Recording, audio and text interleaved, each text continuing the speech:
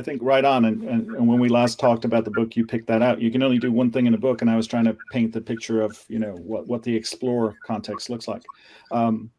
Coming from Ireland, we have a saying: "There's horses for courses." Right? And so in the environment where outcome predictability is high and environmental certainty is high, bureaucracy rules. It's awesome. Right? It's like that. Totally. That is the system. Silos are amazing. Silos rock. Yeah.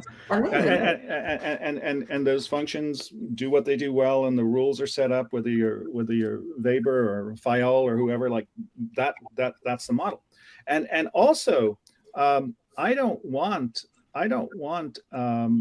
the job of accounting to be done by an innovator, and I don't want the job of an innovator to be done by an accountant. And therefore, so I think the first error we make, and it goes back to what Rita was saying, is as human beings, and Kevin alluded to this, he said, we're on a path, but when we hit an impasse, the likelihood is to regress back to what we know. We're friendly with familiarity. The devil we know is better than the devil we don't. So our overarching tendency as human beings is to kind of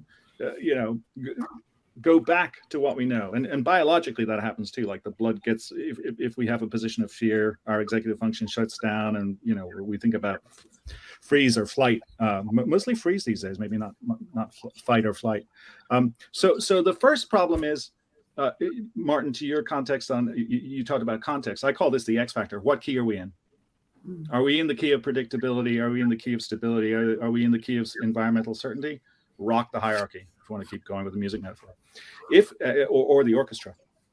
However, if we're in the key of uncertainty, and as we emerge from the liminality of COVID, we're not necessarily sure what the progression path is. We've had to let go of what we know, but we're still reaching for where we're going, and we don't know. There, it's massive experimentation. It's trial and error. So the first problem, I think, is that we unconsciously want to make the world simpler than it is. We don't recognize the depth of complexity of the rate of change that we're dealing with, the other two factors you talked about. So we kind of say, we miss the law of requisite complexity. We try to oversimplify things down, and then when we break it down beyond the level of complexity we're at, the solutions don't work. The second thing is, even if we acknowledge that the environment is complex, we still fall back into trying to do what we used to do harder. It's like yelling louder in English to somebody who speaks French and hoping they'll understand. The equipment, the tools, the structure, the process are not suited to the reality of the context we operate in. So absolutely right, Martin. What I was trying to paint in that book was a picture of what it's like to work in the explorer side of the equation, when we're working more in a networked way, we're unlocking discretionary effort.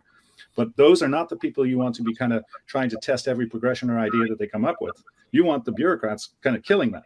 Instead of, if you think about the bureaucracy as kind of killing things in the department of no, that's great, because if you've got to wean through 250 ideas to find one that's really going to add value, you kind of need to be very disciplined in killing things sooner, which is a lot of what Alex talks about. So there, I think the bureaucracy can have a huge impact in kind of weaning out, what won't work.